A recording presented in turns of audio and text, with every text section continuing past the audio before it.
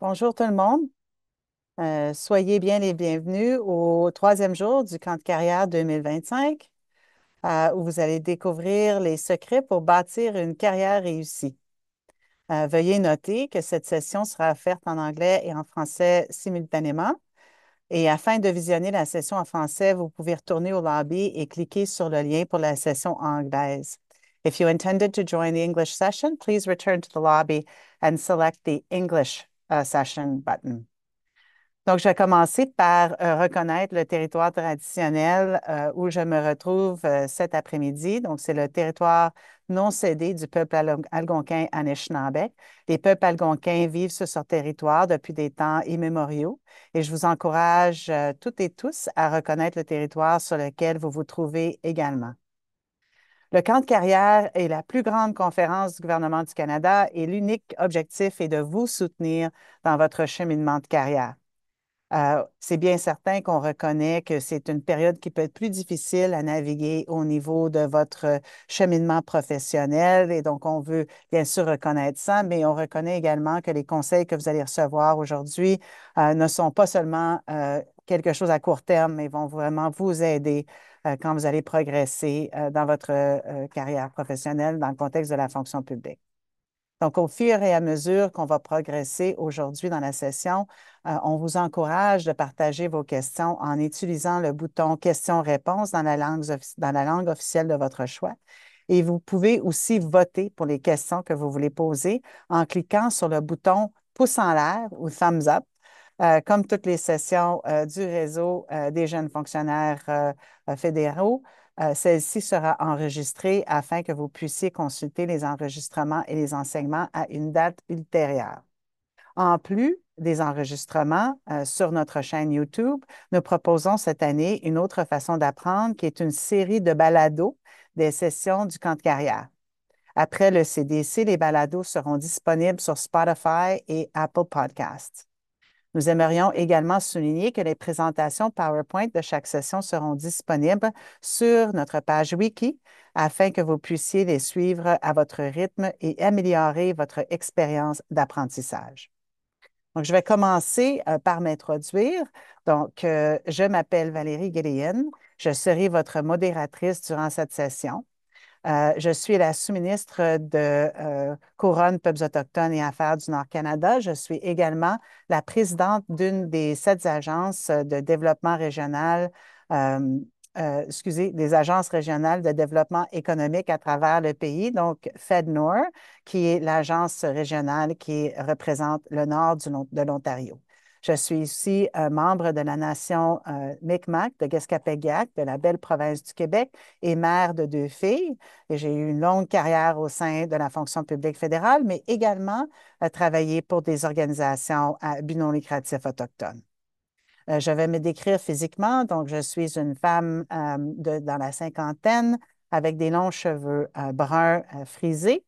J'ai une longue tresse présentement. J'ai aussi des yeux bruns et je porte un veston brun également. Donc, je suis tout en brun aujourd'hui. Avant de commencer, nous avons quelques questions de sondage rapide. Il ne s'agit pas d'un test, ce n'est pas obligatoire, mais c'est pour voir où le groupe collectif qui est partie de notre audience aujourd'hui se trouve au niveau de leur carrière. Donc, la première question, c'est avez-vous l'impression de connaître votre passion en ce qui concerne le gouvernement du Canada? Oui, non ou je ne sais pas. La deuxième question, c'est savez-vous comment faire le lien entre votre passion et votre évolution de carrière? Oui, non ou je ne sais pas.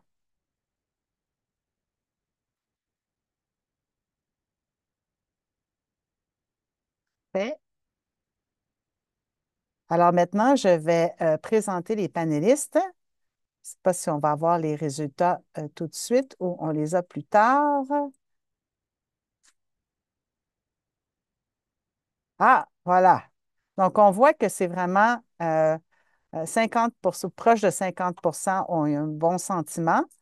Au niveau de connaître leur passion en ce qui concerne le gouvernement, mais beaucoup moins de gens savent comment faire le lien entre cette passion et l'évolution de carrière. Donc, c'est vraiment bien de pouvoir voir ça et en espérant qu'on va pouvoir avoir des conseils qui vont pouvoir vous aider au niveau du camp de carrière. Je vais maintenant présenter les panélistes qu'on a eu la chance d'avoir avec nous aujourd'hui. Ils vont se présenter. On a de l'information aussi sur les diapos, mais je vais juste brièvement le faire. Donc, on a Guillaume Coffey, qui est réviseur bilingue à stratégie des services intégrés et des opérations au sein d'Emploi et Développement social Canada.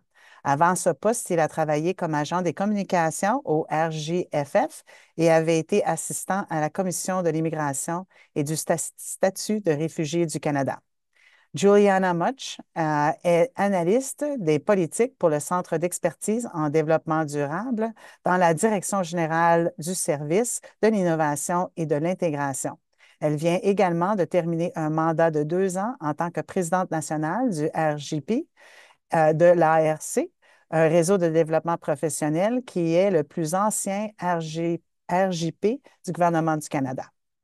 Émilie Martin est une professionnelle accomplie avec un parcours impressionnant dans la fonction publique. Titulaire d'un baccalauréat en traduction et d'une maîtrise en éducation, elle a su mettre à profit sa créativité en la combinant avec ses compétences en communication, en développement web et en analyse de données. Et donc, avec ça, je vais maintenant procéder à lire les objectifs qui sont affichés à l'écran aussi au niveau des objectifs de la session d'aujourd'hui. Donc, c'est apprendre à évaluer vos forces et vos compétences uniques et ainsi la valeur que vous apportez à la fonction publique.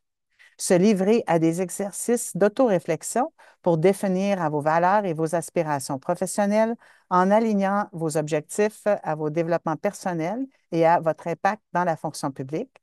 Et apprendre à fixer des jalons de carrière réalisables à court et à long terme et à identifier des étapes pratiques ainsi que partager une variété de ressources, de stratégies, de réseautage et d'opportunités d'apprentissage pour soutenir votre développement continu. Maintenant, je tourne la parole aux panélistes. Merci Valérie. Bonjour tout le monde. Ouais, je commencerai aussi par dire que je me joins à la session à partir de mon bureau à Gatineau. Mais figurez-vous, ce n'est pas effectivement mon bureau en tant que salle, hein. J'ai fait une réservation. Mais bon, ok, je reconnais que les terres sous lesquelles, où je suis présentement sont à Gatineau, comme je l'ai dit, et puis voilà. C'est une terre qui fait partie du territoire traditionnel non cédé aussi du peuple Algonquin Anishinaabe. Et puis, j'invite chacune et chacun à observer un moment de réflexion, de reconnaissance aussi à cette réalité-là. Ok, la diapositive, je vais commencer par la diapo qui 8. On va à la diapositive suivante concernant la compréhension de passion, de notre passion. Comprendre sa passion. Ben, si on commence par définir déjà ce qu'on entend par passion, ce serait juste, je pense, et puis ça serait mieux. En termes simples, pour les personnes qui me connaissent, j'aime tout ce qui est simple aussi. On va dire la passion désigne une émotion. La passion aussi, on dit c'est un penchant. Parfois, on ajoute un adjectif, un penchant fort, un penchant difficilement contrôlable. On va dire aussi que la passion, c'est une étincelle. Moi, j'ai entendu ça plusieurs fois aussi. C'est comme une flamme, quelque chose qui brûle en nous. Mais justement, c'est parce que ça brûle en nous et que ça nous demande de faire quelque chose qu'il y aura un but collé à ça, à la passion. Donc la passion aussi, c'est l'objectif.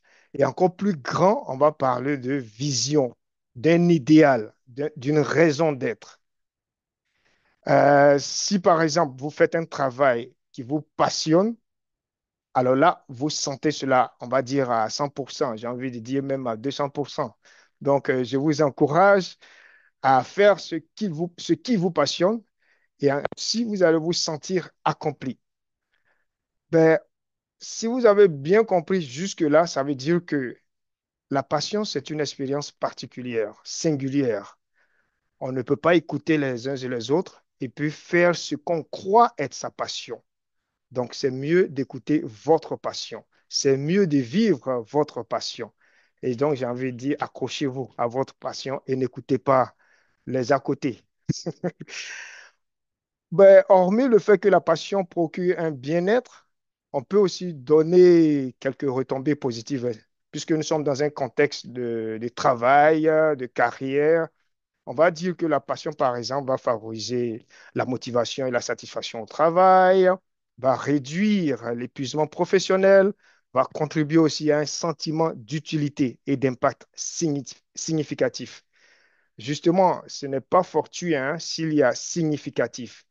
Donc, on va retourner à ce qu'on a appelé, par exemple, une raison d'être. Voilà. Si aussi, avec un peu tout ce tour-là, vous ne comprenez pas bien ce qui serait, par exemple, votre passion, eh ben, moi, je vous invite à ce petit questionnement-là.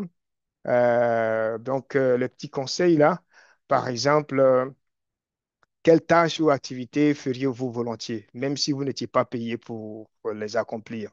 Je pourrais même ajouter quel type de travail vous motive le plus, ou bien quel type de travail vous vient naturellement. Ça aussi, moi, je l'ai entendu dans le cadre de ce que je fais comme passion aussi, comme la radio. Voilà, qu'est-ce qui te vient naturellement. La prochaine diapositive, par exemple, on va chercher à comprendre les valeurs, ces valeurs, nos valeurs. Comme dans le cas de la passion, c'est préférable aussi d'aligner nos valeurs sur notre parcours professionnel. Et puis, dans ce sens, moi aussi, je vais commencer par définir ce qu'est une valeur. C'est quoi une valeur? Simplement aussi, une valeur, c'est une croyance. Une valeur va nous guider vers des actions. Une valeur va nous conduire à faire des actions qui nous sont propres, évidemment. Donc, une valeur, c'est une croyance qui guide les actions, les attitudes d'un être humain. Alors, on va dire que chaque valeur aussi n'est pas aussi, ben, on ne partage pas forcément les mêmes valeurs. Mais là, on va mettre ça de côté et puis on va arriver à cela. Et d'ailleurs, si vous avez des questions à ce sujet, posez toutes les questions dans le clavardage. Ben, si vous pensez déjà à ce que vous avez comme valeur, est-ce que vous seriez capable de répondre à la question ici? Est-ce que le travail que vous faites présentement correspond à vos valeurs ou bien à votre valeur? Je ne sais pas si vous en avez plusieurs ou juste une. Ben, la question pourrait paraître un peu, pas anodine, mais un peu simple, hein.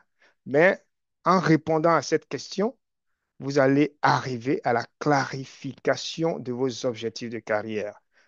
C'est justement dans cette clarification-là que vous allez parvenir à ce qu'on peut appeler la compréhension et l'acceptation de certains facteurs déterminants parce que l'expérience a prouvé que ce n'est pas forcément ce qu'on veut faire qu'on va retrouver, hein. Voilà, donc il y a des facteurs déterminants qui devraient vous conduire plutôt à accepter. Pour une raison ou pour une autre, certaines personnes ont aussi des valeurs qui vont les conduire à faire un travail qu'elles aiment, qu'elles n'aiment pas forcément très bien. Mais si vous êtes passionné de quelque chose, si vous avez aussi une valeur précise que vous voulez défendre, ce serait mieux de continuer aussi à faire, à valoriser aussi cela. C'est pour cela que vous allez voir des personnes qui travaillent dans des milieux hein, bah, voilà, qu'elles aiment, mais pas forcément vous. Par exemple, si une personne veut travailler dans le domaine du développement durable, pour valoriser justement ce milieu-là, ben, c'est une personne déjà qui prend à cœur tout ce qui est initiative écologique ou même d'autres personnes qui valorisent quelque chose d'autre. Hein. Voilà, quelqu'un va privilégier par exemple l'équilibre entre la vie professionnelle et la vie privée ou personnelle, le style de gestion, les possibilités d'apprentissage. Voilà. Mais vous savez que nous sommes dans un contexte aussi de fonction publique. Voilà.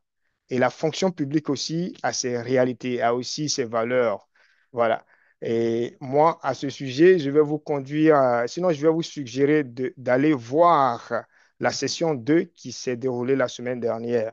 Il y a eu une bonne présentation là-dessus Et moi-même, en préparant aussi mon intervention aujourd'hui, je suis allé réécouter parce que je l'avais déjà écouté. Donc, dans ce sens-là, ça va vous donner un peu plus d'idées sur ce que vous devriez comprendre comme le grand ensemble qu'on appelle la fonction publique, aussi avec vos valeurs, lesquelles vous défendez, bien sûr. Mais n'oubliez pas que vous êtes fonctionnaire. On parle aussi des considérations importantes, justement. Vous devriez aussi observer l'impartialité. C'est quoi, on dirait? L'impartialité. L'impartialité, c'est lorsque, par exemple, vous, on va dire, vous avez des penchants pour quelque chose, mais ici, on va vous demander de ne pas avoir de penchant. Donc, d'observer ce détachement-là, cette neutralité politique, par exemple, et donc de se concentrer sur une obligation qui va démontrer la loyauté, parce que justement, nous sommes dans un beau pays qu'on appelle le Canada, et le Canada, c'est donner des valeurs aussi, par exemple la démocratie. Voilà. Donc, respectez cela. On va demander aussi qu'il n'y ait pas de conflit d'intérêts dans tout ce que nous faisons.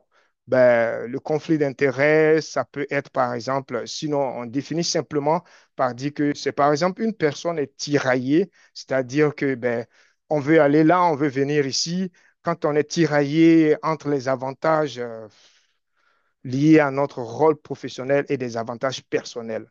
Ça peut être aussi des avantages liés à à notre rôle professionnel et à ceux aussi de nos proches. Des proches, on peut entendre par des parents ou bien des amis. Donc, éviter de se faire, de se compromettre. Voilà. Et s'éloigner de la corruption de ce genre-là. Voilà. On va aller à la prochaine diapositive, la dernière que je vais présenter, qui demande d'aligner notre personnalité sur notre carrière. Ben, ici, puisqu'on encourage à ce qu'on travaille dans notre domaine, on parle de passion, on parle de valeur, mais cela sera bien aussi que nous choisissions un profil de carrière qui colle à notre personnalité. Donc, il faut aussi identifier ce qu'on dirait nos forces et nos faiblesses, parce qu'il faut être aussi juste envers soi-même, hein. Donc, moi, il y a quelques stratégies gagnantes à vous proposer, à vous partager. Ça peut être, par exemple, des exercices d'auto-réflexion.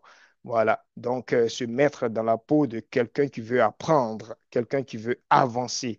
Donc, dans ce contexte-là, vous allez tirer des enseignements généralement qui seront précieux parce que vous aurez été beaucoup plus honnête envers vous-même. Et parce que aussi vous envisagez aller à un autre poste, peut-être beaucoup plus élevé ou bien beaucoup plus gratifiant selon aussi vos valeurs, hein. Voilà. Donc ici, en faisant cette auto-réflexion-là, c'est à parvenir à des changements importants et puis donc prendre des décisions aussi plus grandes. On peut aussi avoir simplement un journal de réalisation. Oui, quelqu'un m'avait suggéré ça aussi, j'ai beaucoup aimé ça. Donc, dans ce journal, on va consigner par exemple toutes les réalisations qu'on a faites. Et puis, voilà, ça dépend des rubriques hein, que vous choisissez. Qu'est-ce qui a marché ou bien très bien marché, qu'est-ce qui a bien moins marché, et puis voilà, qu'est-ce qu'on te recommande, par exemple. Des stratégies aussi, il peut y avoir aussi la rétroaction de nos pairs. Voilà, vos collègues, soyez ouverts, ouvertes à ces collègues-là et demandez-leur, voilà, on a fait ceci, cela, qu'est-ce que tu penses? Dis-moi honnêtement. Voilà. Ça peut être aussi au niveau de nos superviseurs, gestionnaires, ça peut être ce qu'on connaît le plus, hein, ce sont les ententes des gestions du rendement.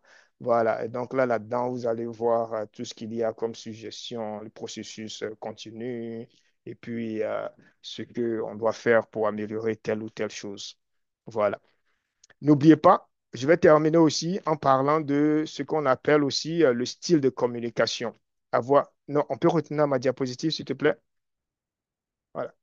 Voilà. Donc, en parlant du style de communication, il faut aligner ce style de communication-là aussi à un style de collaboration qui peut nous aider aussi à arriver à choisir un type de travail qui nous convient selon les traits de personnalité que nous avons. C'est pour cela, par exemple, certaines personnes qui sont portées à être beaucoup plus analytiques et orientées vers le détail pourraient pourraient jouer un rôle d'analyste des données ou bien des chercheurs. Une personne créative, imaginative, va faire un peu plus de conception peut-être, de création de contenu. Une personne empathique, communicative, peut-être va se lancer dans tout ce qui est trait aux ressources humaines et puis au service à la clientèle. Voilà. Ça sera aussi une personne indépendante, stratégique, pourquoi pas faire de la consultation ou bien même en tant que chef de projet. Voilà. Donc, je m'arrête là à ce niveau et merci de votre attention. Et puis voilà, je laisse la parole à la modératrice. Merci. Non, oui, merci beaucoup, Guillaume. Je m'appelle Juliana Match. Je suis une femme blanche avec les longs cheveux bruns.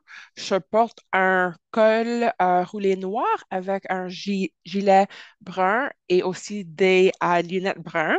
Donc, je porte beaucoup de brun, comme Madame Valérie. Euh, je vais vous demander à Gabriel de changer la prochaine diapositive, s'il vous plaît. Oui, merci beaucoup.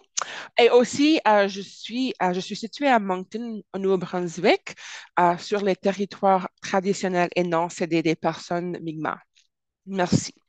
Donc, maintenant, je vais vous parler à propos de comment le faire. Donc, Guillaume a bien présenté comment trouver vos patients et tout ça. Maintenant, je vais parler de comment euh, vous pouvez le faire.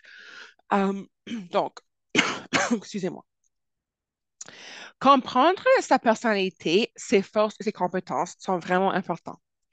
Donc, lorsque vous êtes à la recherche de votre patient, c'est important que vous appreniez à mieux vous connaître pour déterminer ce que pourrait être la prochaine étape de votre carrière. Donc, les évaluations de la personnalité peuvent être des outils précieux pour orienter votre carrière selon différents critères. Donc, il y a la connaissance de soi, le choix judicieux de carrière, la dynamique d'équipe, le perfectionnement professionnel, les transitions de carrière, et il y a aussi plus, mais plus pour aujourd'hui, voilà quelques exemples. Um, un petit défi pour vous, après notre présentation aujourd'hui, c'est de prendre le temps de faire un test de personnalité dans le cadre de votre plan d'apprentissage. Donc, c'est quoi un test de personnalité? Il y a plusieurs tests de personnalité. Sur l'écran, vous verrez quatre. Donc, il y a un indicateur de type Myers-Briggs, un test de Clifton Strengths, évaluation DISC et sondage de VIA Character Strengths. Dans l'ensemble, si les évaluations de personnalité ne doivent pas être le seul facteur déterminant de vos choix de carrière, elles peuvent fournir des informations précieuses qui complètent d'autres facteurs tels que vos compétences, vos valeurs et vos centres d'intérêt. En utilisant les évaluations de personnalité comme un guide, vous pouvez prendre des décisions plus éclairées sur votre parcours professionnel et augmenter vos chances de satisfaction et de réussite à long terme. Par ailleurs, il est important de savoir ce que vous n'aimez pas pour savoir ce que vous faites. Veillez à en tenir compte également pour vous guider dans la bonne direction. Et aussi, comme Guillaume a mentionné auparavant, il y a aussi des exercices d'auto-réflexion. Donc, vous pouvez faire des inventaires des compétences, un journal de réalisation, un alignement des valeurs, la rétroaction des pairs et du superviseur. Et ce que j'aime le plus, un modèle de rôle et mentor. Je sais qu'il y a des sessions à propos de le mentorat, quelque chose que j'aime beaucoup. Euh, et voilà. Donc, vous voyez aussi sur l'écran, il y a deux notes ici, comme j'ai demandé auparavant. Donc, prenez le temps de faire l'une de ces évaluations dans le cadre de votre plan d'apprentissage et aussi identifier vos trois valeurs principales. OK? Merci. Je vais maintenant passer la parole à Emily. Merci, Juliana.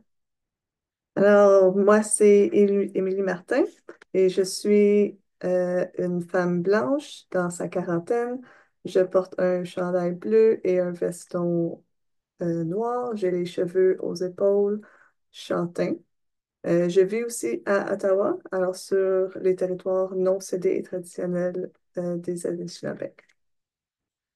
Alors, si on peut changer le diapo. Alors, moi, je vais vous parler un petit peu sur les stratégies de planification de carrière. Alors, une stratégie va vous aider à savoir où diriger votre carrière, quels éléments à inclure dans cette stratégie, quels éléments vous avez déjà et ceux qui vous manquent. Alors, donc, la première chose à faire dans sa stratégie c'est la connaissance de soi-même. Alors, Guillaume et Juliana en ont déjà parlé. Et cette introspection est très, très, très importante au-delà des quiz de personnalité. Par exemple, c'est possible qu'un de ces outils-là vous indique un poste en gestion de données, ça serait très bien pour vous. Mais est-ce que vous aimeriez ça? Parce que moi, je suis très bonne à faire la vaisselle, mais j'aime vraiment pas ça. Alors même si je serais bonne, je ne prendrais pas un poste de laveuse de vaisselle. Par contre, je suis horrible en danse, mais j'aime beaucoup faire ça et ça me donne de la joie. Alors, je serais prête à prendre des cours, une formation pour m'améliorer, pour en savoir plus sur le sujet. Pratiquer l'introspection continue, c'est important dans sa vie puisque dans votre vie, vous allez changer constamment, mais aussi le marché du travail qui vous entoure va aussi changer. Alors, vous devez régulièrement vous réajuster et vous adapter selon les changements qui arrivent. Alors, on va dire que vous avez déjà découvert ce qui vous motive au travail. Peut-être que vous avez pensé à vos classes préférées au secondaire ou post-secondaire. Pourquoi c'était ces classes-là qui vous faisaient plaisir? Peut-être que vous avez déjà commencé à comprendre qui vous êtes, c'est quoi vos antécédents, vos rôles dans la vie qui affectent vos décisions professionnelles. Mais pensez aussi quels sont vos besoins. Quelle est votre définition du succès? Comment est-ce que vous voulez concilier le travail et vie personnelle? Est-ce que vos rôles dans votre vie, par exemple être parent, font actuellement partie intégrante de votre carrière et vous devez prendre ça en considération quand vous faites vos décisions et votre planification? Alors maintenant que vous avez pensé à ça, vous êtes maintenant prêt à explorer où vous voulez aller, qui vous voulez devenir et ce que vous voulez faire. Alors, vous avez votre point de départ, vous avez une idée de votre but. Maintenant, la stratégie de carrière, c'est vous devez tracer ce trajet de A à B ou A à Z. Alors, votre planification vous aide à aligner vos intérêts et vos compétences avec le marché du travail. Mais pour ça, vous devez premièrement vous informer sur le marché du travail dans la fonction publique. Alors, ça veut dire quelles sont vos possibilités, où est-ce que vos intérêts pourraient être utiles. Et pour faire ça, vous pouvez faire différentes choses. Alors, une de ces choses-là, c'est que vous pouvez faire appel à un mentor pour obtenir des conseils de carrière de la part de les deux dans votre domaine ou d'un autre domaine. Vous pouvez aussi lire les budgets publiés chaque année, identifier les domaines qui reçoivent beaucoup d'argent et essayer de trouver les ministères et les équipes qui travaillent dans ces domaines et alors vont avoir plus d'argent pour le recrutement de personnes pour peut-être des nouveaux postes. Vous pouvez aussi aller chercher de l'information à partir de personnes dans les domaines que vous aimez. Alors, pas nécessairement des leaders ou des mentors, mais juste des personnes, des employés qui travaillent dans le domaine. Et ça veut dire faire du réseautage. LinkedIn et les groupes Facebook sont un bon départ, mais saviez-vous que la majorité des emplois au gouvernement sont comblés autre que par un processus sur emploi.gc.ca? Donc, la meilleure façon de trouver ces emplois-là, c'est en faisant du réseautage, de trouver et de poser des questions aux gens dans ces domaines pour avoir de l'information, pas pour leur demander un emploi. Alors, faites des recherches sur l'annuaire du gouvernement ou sur le carrefour d'emploi sur GC Connects et utilisez des mots-clés que vous avez identifiés lorsque vous avez fait votre introspection sur vos intérêts. Alors, quel domaine d'emploi est-ce que vous aimez et quelle sorte de tâches est-ce que vous aimez? Est-ce que vous aimez faire des données en environnement? Est-ce que vous aimez faire des communications sur la cybersécurité? Alors, essayez de trouver vos mots-clés.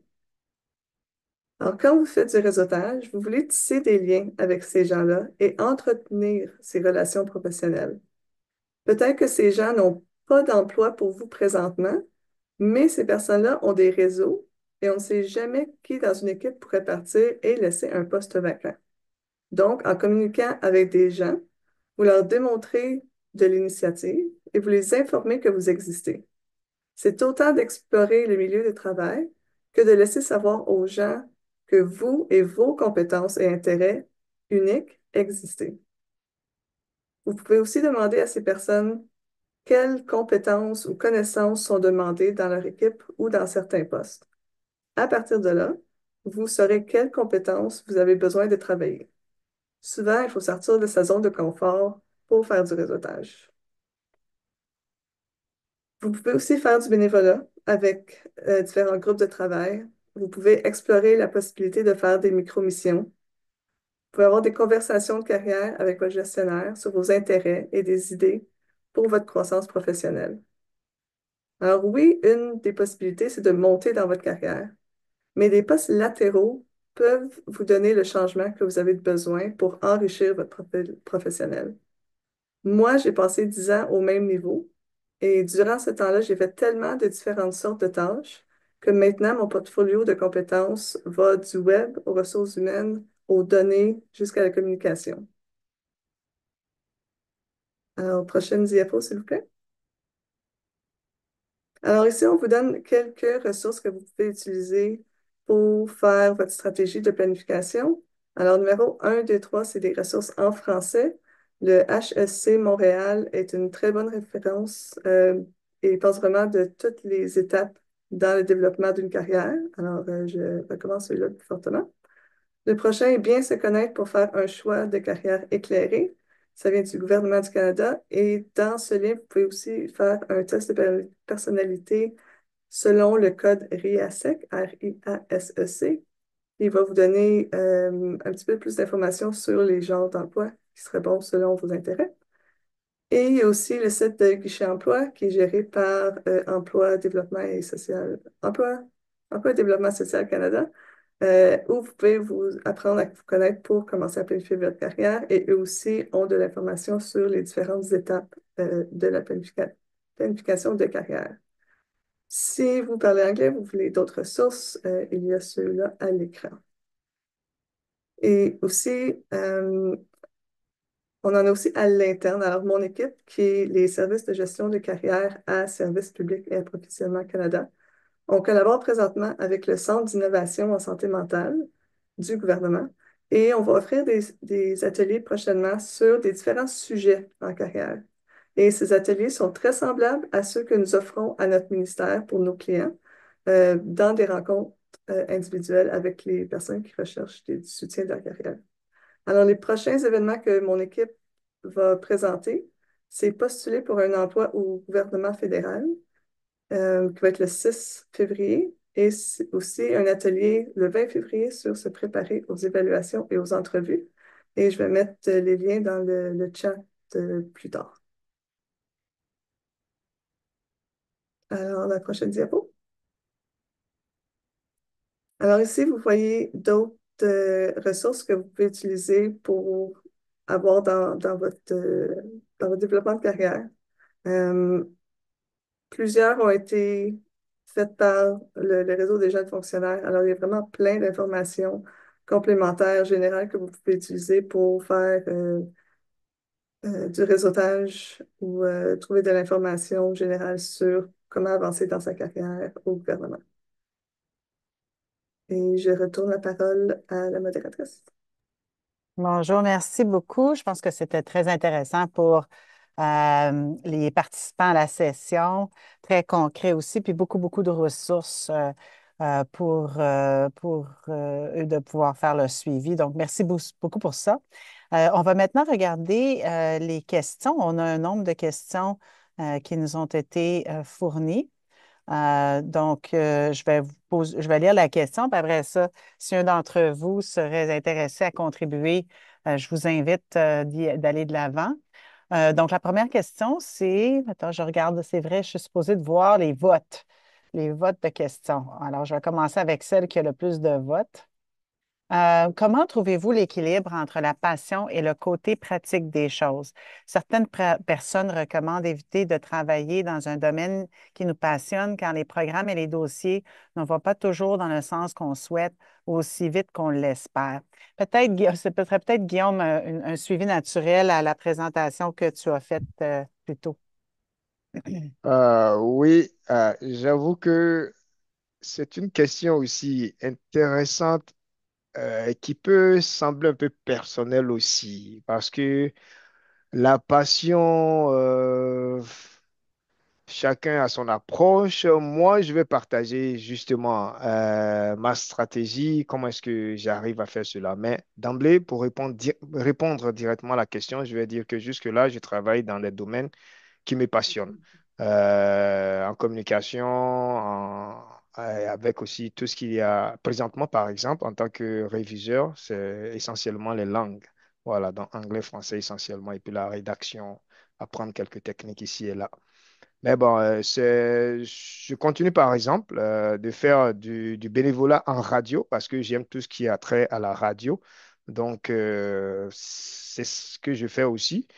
Maintenant, si quelqu'un n'a pas forcément un rôle qui touche à sa passion au gouvernement, par exemple, ben, peut-être aussi que cette personne a une autre stratégie, par exemple, travailler dans du bénévolat et puis voilà, associer les deux et puis sa vie sera comblée, c'est ce que je peux dire. Mais jusque-là, moi, pour ma stratégie, ça fonctionne très bien. Donc, je ne sais pas si j'ai répondu à la question. Oui, merci beaucoup pour ça, Guillaume. Plaisir. Euh, Pour une autre question qui est très populaire, en tant que généraliste, avec des compétences réparties sur plusieurs domaines d'activité, comment concentrez-vous vos intérêts pour faire progresser votre carrière dans la fonction publique? Je ne sais pas si Émilie ou Juliana, ça vous tenterait d'essayer de répondre à cette question. Oui, je peux commencer. J'ai eu beaucoup de la difficulté justement avec cette notion-là d'être généraliste et pas être experte dans un domaine. Mais j'ai réalisé que qu'est-ce que ça m'apporte, qu'est-ce qui me distingue des autres, c'est que justement, je suis pas experte en quelque chose. Donc, si je travaille pour une équipe en gestion de données, ben, ça va être moi l'experte de ce groupe en communication. Si je travaille en communication, ben, je vais être l'experte de ce groupe d'experts en communication. Mais moi, mon expertise que je vais apporter, c'est ma notion de la gestion de données. Alors, oui, c'est vrai, je ne vais pas être experte, mais je vais toujours être peut-être meilleure que d'autres personnes dans une variété de sujets. Alors, si vous voulez faire monter votre carrière, ça, c'est peut-être différent, mais vous allez être reconnu pour justement la diversification de vos compétences, ce qui peut faire que vous allez être recherché par différents types d'équipes pour qu'est-ce que vous pouvez ajouter de différent à leur équipe. Merci beaucoup, Émilie. Je vais poser la question à Juliana pour sûr de diversifier la participation aussi. Comment identifiez-vous et évaluez-vous vos points forts et vos compétences? Quels outils ou méthodes vous ont été utiles? Une très bonne question, merci beaucoup. Hum, donc, à mon avis, la façon dont on peut faire ça, c'est avoir de réfléchir, comme moi, j'adore écrire dans mon journal et penser de qu'est-ce que j'aime faire. Moi, je suis vraiment extravertie, mais j'ai besoin du temps en moi-même aussi pour vraiment réfléchir de comme qu'est-ce que j'aime faire, qu'est-ce que je n'aime pas faire. C'est une autre bonne question. Et qu'est-ce que je suis bonne comme c'est quoi mes compétences, c'est quoi mes passions. Des fois, vous avez besoin d'essayer plusieurs différents types de postes avant que vous trouviez votre passion et c'est correct. Um, Comme dans l'autre question, moi, je suis aussi comme Emily, moi, je suis généraliste. J'ai eu plusieurs postes dans la fonction publique du Canada et j'ai quelques postes que je n'ai pas du tout aimé, mais et maintenant j'ai une poste que j'adore. Et parce que je suis passionnée par le développement durable et aussi auparavant avec le RJP de l'agence, j'aime beaucoup être dans un poste de leadership et avoir une équipe et leur motiver. Donc, des fois, ça juste prend du temps, de l'expérience. Aussi, ça prend du temps juste être en silence des fois et réfléchir dans un journal ou quoi que ce soit. Euh, et si vous êtes comme 18 ans après l'école secondaire, vous avez beaucoup de temps à identifier vos patients. Même si vous êtes dans votre quarantaine, tout ça, vous avez toujours le temps, mais ne stressez pas trop si vous ne connaissiez pas vos patients tout de suite. Vous les trouverez. Je Merci pourrais, beaucoup pour ça.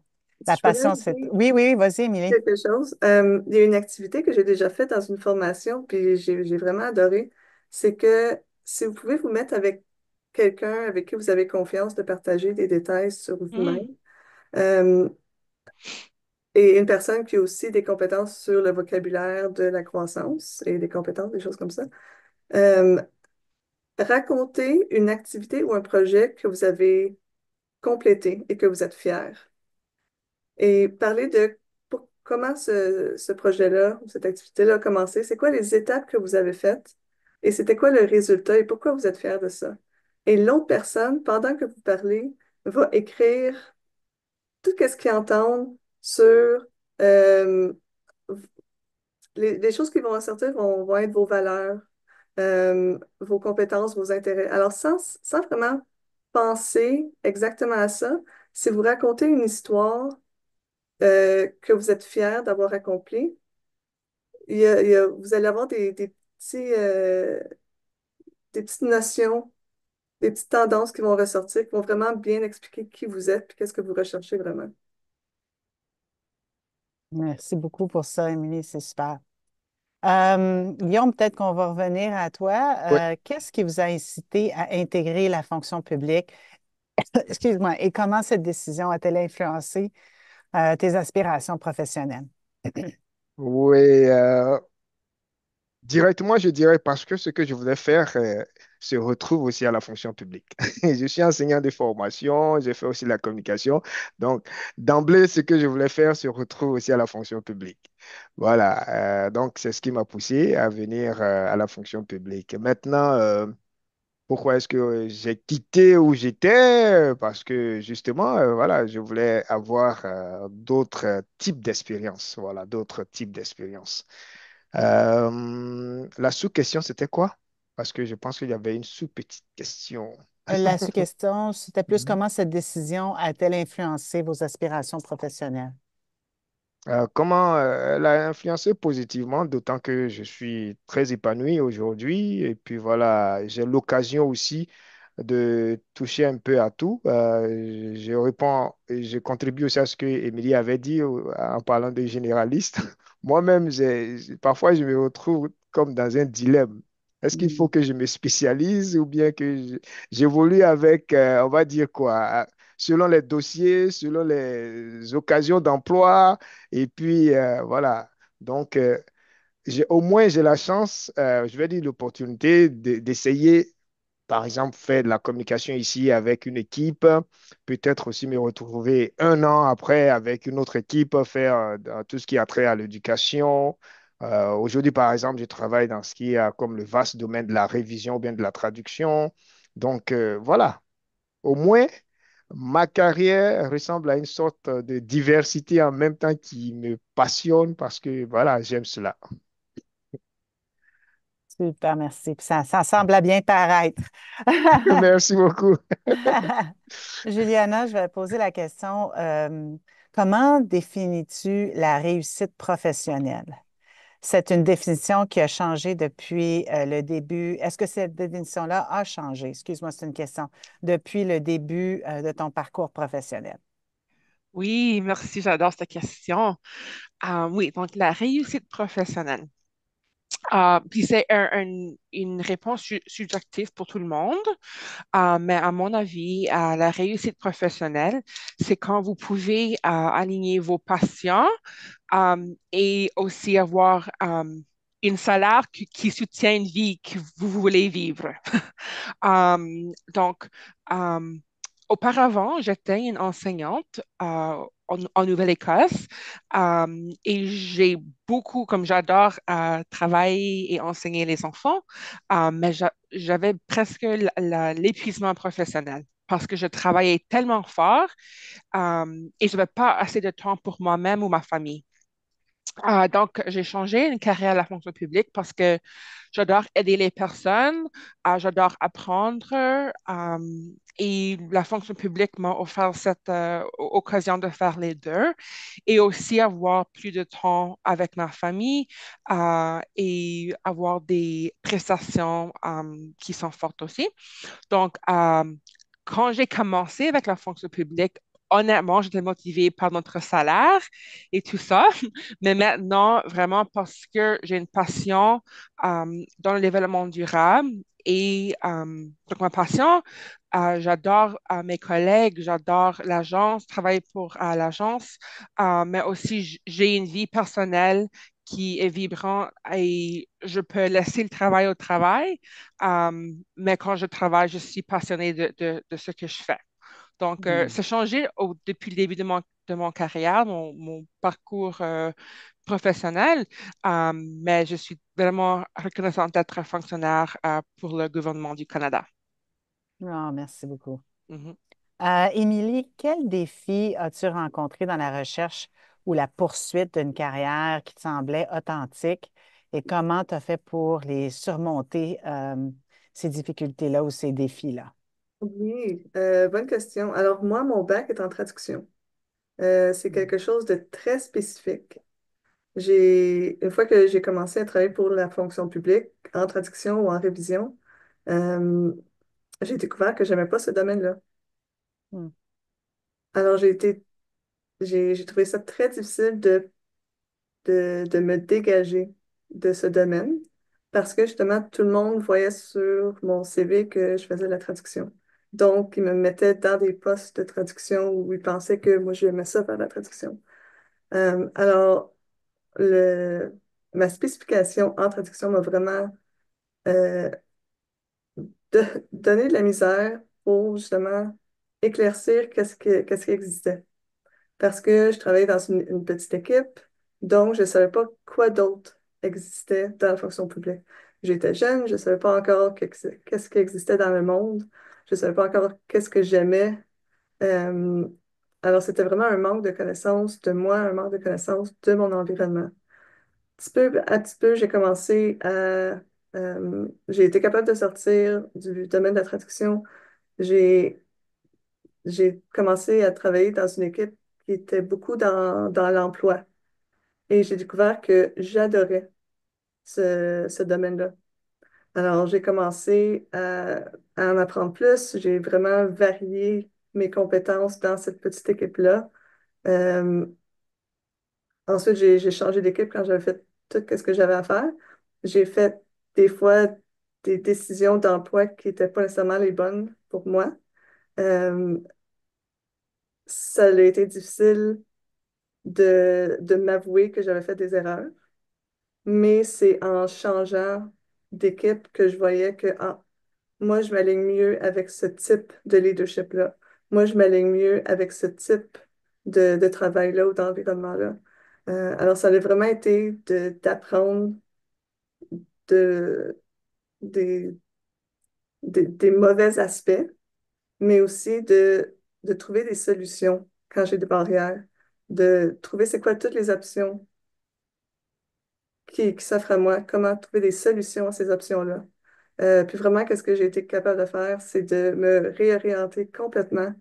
Et maintenant, je suis conseillère en gestion de carrière et j'adore ça.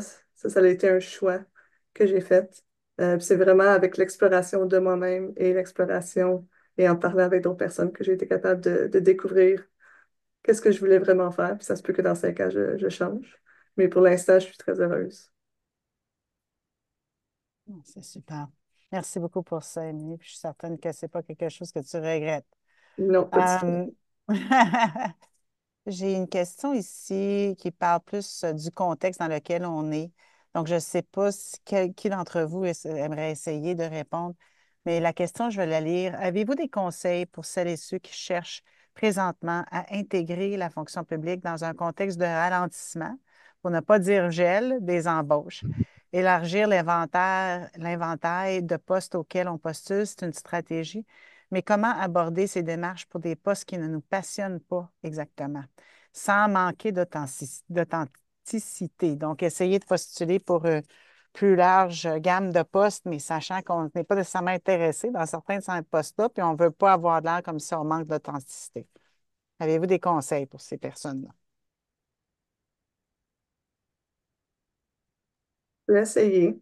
Oui, vas-y. Vas-y, vas-y. Euh, c'est sûr que ça peut être super compliqué. Euh, Tantôt, j'ai dit que la majorité des emplois au gouvernement passent pas par emploi.gc.ca. Ça passe par le réseautage. Euh, je pense encore que le réseautage, c'est une des meilleures façons d'obtenir des emplois. C'est la façon que moi, j'ai eu la majorité de mes emplois. Et ça veut pas dire que c'est du favoritisme. C'est juste que vous êtes capable de marketer vos compétences et de trouver les personnes qui ont besoin de ces compétences-là, de ces intérêts-là. Alors, c'est beaucoup faire l'exploration de l'environnement. Vous pouvez aller à des places comme euh, le GC annuaire, faire une recherche de mots-clés, communiquer avec ces personnes-là. Alors, c'est vraiment de tisser des liens, de trouver des personnes qui connaissent des personnes qui auront des opportunités plus tard. C'est vrai que ça va être très difficile, probablement dans les prochains mois, peut-être même quelques années, mais c'est vraiment un cycle au gouvernement qui fait ça. Euh, alors, essayez de ne pas trop vous décourager. Dites-vous que si c'est difficile maintenant, ça va être mieux, mieux plus tard. Puis peut-être utiliser ce temps-là pour travailler sur vos compétences et votre réseautage. Merci beaucoup pour ça. Ça prend de la patience. Ah, ça, c'est sûr.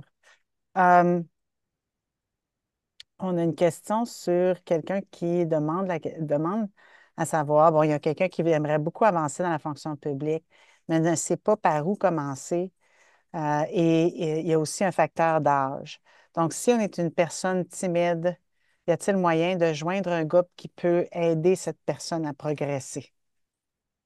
Connaissez-vous des réseaux, à part le vôtre, mais qui pourraient peut-être aider quelqu'un dans ce contexte-là? Euh, la personne est timide, elle veut vaincre sa timidité, Mhm. ou bien la personne n'arrive pas à réseauter parce qu'elle est timide. C'est comme ça, je comprends. C'est que la Oui. timidité, voilà, empêche la personne de réseauter. Ben, si moi j'ai des stratégies, c'est ça, c'est ce qu'elle veut. La personne veut obtenir des stratégies ou bien voudrait rentrer en contact avec quelqu'un. Qu'est-ce que la personne veut? Des stratégies, je Des pense. stratégies. Oui, OK. avec des groupes, s'il y a des groupes que la personne pourrait rejoindre pour aider cette personne à savoir OK. comment, parce que le réseautage, quand tu es timide, c'est difficile après Mhm. ça de savoir comment faire ces liens-là qui vont permettre à la OK. personne d'avancer dans leur carrière.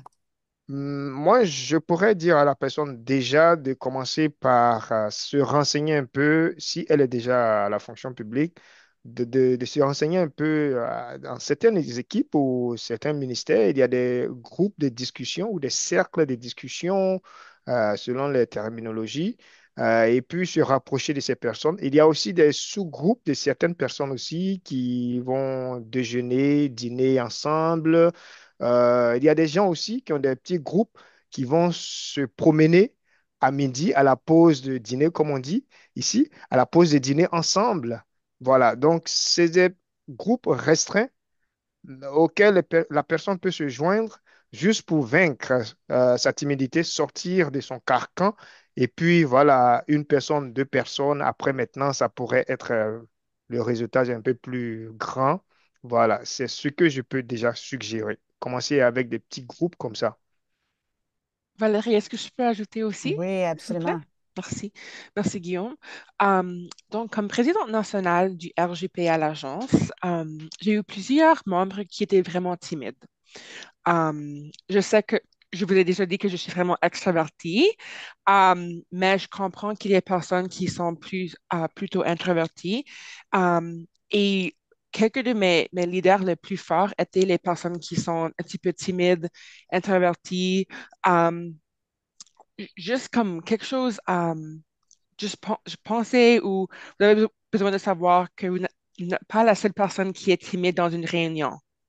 Il y a plusieurs personnes qui sont timides, mais juste être là, c'est une bonne étape. Une RG, comme, même si vous êtes un petit peu plus âgé, je sais que plusieurs réseaux de jeunes professionnels acceptent comme tout le monde, mais il y a d'autres réseaux aussi au ministère pour se joindre. J'aime beaucoup le conseil de Guillaume aussi avec les petits groupes de dîner et tout ça. Mais quelque chose d'autre que je trouve qui aide les personnes, c'est de trouver un mentor. Et vous pouvez trouver un mentor comme sur LinkedIn ou différents types d'événements et tout ça. Mais des fois, les mentors, ils auront des suggestions pour vous personnellement.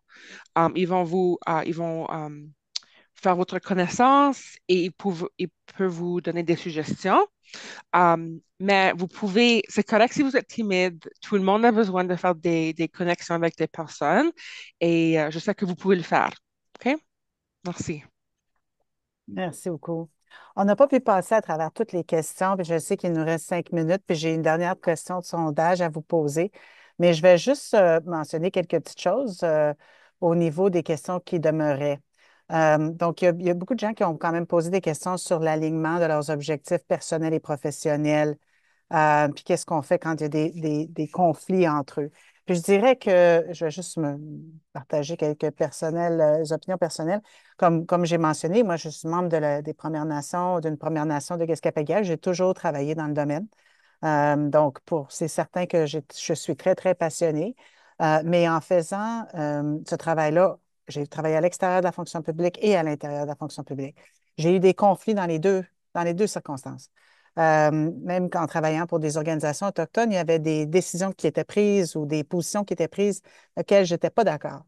Puis dans le contexte de la fonction publique, il y a des choses que j'ai dû travailler dessus, que je n'étais pas toujours d'accord sur la direction. Mais quand on est employé d'une organisation, que ce soit l'organisation de la fonction publique ou ailleurs, ça va nous arriver probablement qu'on va avoir des décisions qu'on doit mettre en œuvre auxquelles on ne sera pas toujours d'accord, parce qu'on n'est pas toujours le décideur dans toutes les circonstances. Même en tant que sous-ministre, ça m'arrivait tous les jours, OK? Que ce n'est pas moi qui ai pris la décision, mais il faut que je la mette en œuvre. Donc, je pense qu'il faut, c'est une question de, c'est quand c'est vraiment un conflit au niveau des valeurs et éthiques qui est un conflit très, très puissant, ou bien si vous sentez que votre mieux-être est affecté. Si vous avez de la misère à dormir, vous avez de la misère à manger, si vous voyez que vous êtes très distrait dans votre vie personnelle, ça commence à vous affecter, là. Là, c'est là que je vous dirais que c'est vraiment important de réévaluer la situation. Parce que même si on est capable de vous donner des compétences pour gérer le stress et gérer les situations de conflit, des fois, on a tous un niveau, hein, où on arrive à ce niveau-là. Puis à un moment donné, si on dépasse ce niveau-là, ça va affecter notre santé. Fait qu'il faut juste se watcher, comme on dit en bon français. Faut s'assurer de vraiment prendre ça à cœur. Je pense que les gens ils ont parlé de ça, d'avoir des auto-soins en tant qu'individu. Il y a des gens aussi qui posent la question. Donc, j'ai un emploi où je suis vraiment passionnée, j'ai un emploi où j'aurais une meilleure rémunération, lequel je devrais prendre. Je dirais encore une fois, ça, c'est une question qui est très difficile à répondre pour tout le monde.